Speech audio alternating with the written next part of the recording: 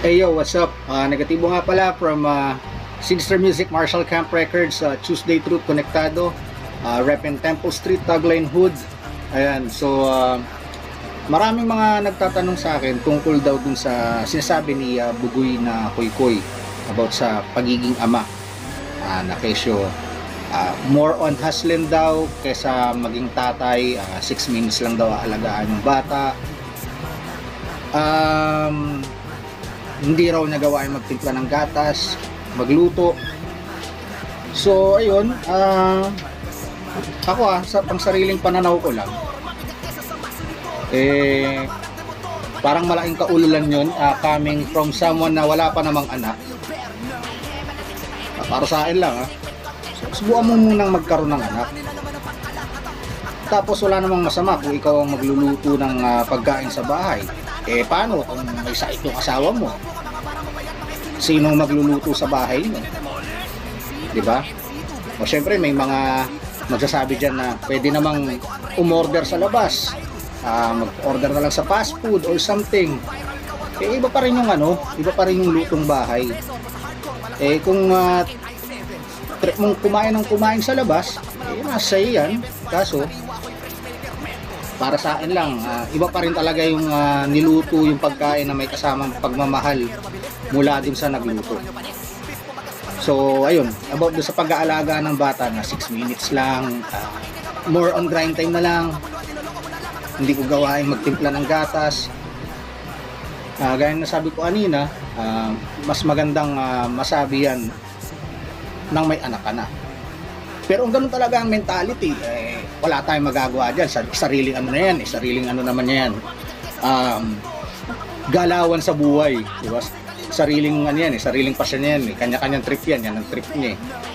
Pero sana wag dumating yung panahon na balang araw, pag ikaw ay uugod-ugod na at hindi mo na kayang pumilos ng sarili mo, tablayin ka ng anak mo dahil sabihin niya hindi ko obligasyon alagaan ng tatay ko dahil kailangan kong mag-hustle, kailangan kong mag-hustlin. Yung tipong nataki ka sa short mo, kasabang hinuhugasan ka ng puwet o nililinisan ka ng anak mo, sabihin niya, ay 6 minutes na, bukas ko na lang ng umaga tatapusin yung tae sa puwet mo. Yun lang para sa akin. O kaya yung habang inaalalayan ka ng anak mong tumawid sa kalye, sa gitna ng maraming nagdadaan ng mabilis na sasakyan, bigla ang iwan ng anak mo sa gitna at sabing bukas na lang kita itatawid ulit dahil 6 minutes na. Well, hindi malayo kasi ganyan ang pananaw bilang tatay, malamang ganyan din ang kamumulatan ng anak.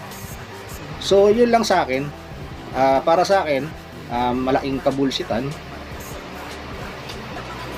Pero sa kanya siguro ano yan, mantra niya sa buhay yan.